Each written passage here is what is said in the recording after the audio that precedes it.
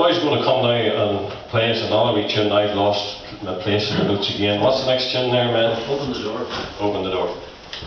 No.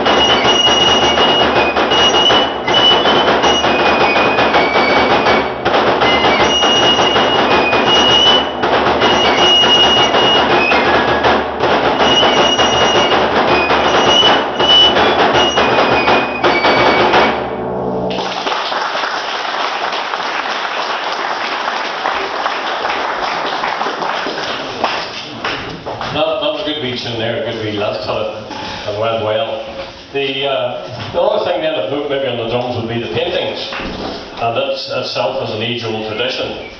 And you can see here, this is a shell from our own Lloyd's there down in Aughrim. There's a couple like that there, the exact same replica, which you could hardly tell the two drums apart, other than one's a single piece shell and slightly smaller, and that one there is the double or the two-piece shell. And most of the paintings that you'll see on drums, or quite a lot of them, would be like the other drum here with King William crossing the Boyne. That's a very famous painting.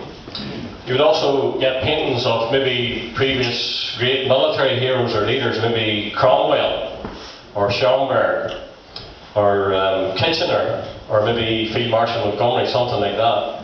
Or there might be scenes depicted on them of the Somme. Some lovely paintings. And that's the thing I like to see at some of the matches, how the drums are painted. Some of them very bad too, not nice paintings at all. I'm very fond of this one here, this Aughrim one here. That's unique. There's not many you'll see like that there, just with the rose on it. But a lot of them are done like are painted like this here, the horse drum, I think maybe they're called there. Another common one would be a cockerel. A lot of the men who go to the drumming matches there would have a cockerel on, you know, the cockerel crowing louder, and there's none that can crow as loud as I written on it, or while we live we crow, some sort of a saying like that on it, you know. So that's the paintings. It's an act on its own. Not many drum makers can actually paint them and hand them on to somebody else to paint them. But this here drum made by Johnson all those years ago, he was a drum maker and a banner painter. So I'm quite certain that he done that painting there too. I don't know how long those drums are about, our Lloyd's there. They're there longer than I am, of course. And those two drums there were purchased by the Lloyd's. It's somewhere in the minutes, I should know because I'm the secretary, but I never really read back. I must do that sometime. They were purchased by the Lloyds. This one here is an Aughrim drum as well, but it's not owned by the Lloyds, it's owned by two men there. I don't know if you know them or not, Wesley Gilmer and Wally Gilmer. They bought that. The middle last Wesley there, what he bought that drum for all them years ago. I think it was £15. £15. And how many years ago was it? That's it. thought I'd catch him out there, but he didn't divulge. But £15, I don't know. I think there's drums maybe sold. Italy Davy could maybe or tell us if people would pay up to £1,000 or something. I've heard rumour of that there for somebody who really thought they had a real good match one on drum. And if it came up for sale, some fellow would maybe pay up to £1,000 a day. So I think West and Wally got a bargain there. That's a good wee shell, as we were talking about. The other thing then, sort of component part of the drum, we've talked about everything there except the canes. In the early days, whenever the Williamite army came, the drums would have been played with big sticks like you'd play the bass drum with, or the tenor drum today, you know, in the marching bands, a stick with a big end on it. But then somewhere along the line, whenever men had started to want for more tone and get the drums tighter, somebody came up with the idea of hitting it with a bit of stick, you know, a sharper tone of it, hit it with a cane. And most canes there would be, I think it's Malacca cane it's called, it comes from the Far East, like a dark cane, you know. And the thing about that is the strength with it, but there's also flexibility. And there's no knots or no joints or no branches growing out of it, I think that's so it's nice and smooth. And people would give their eye teeth, this is to say, maybe to get a good set of canes. It's very hard to get a good set of canes. And you're paying £15 or £20 for a cane, or for a set of canes or sticks. And in fact, most sticks are maybe handed down from previous generations, and it's a great thing whenever you do get a decent set of canes and you hold on to them like grim death, but they're very hard to come by.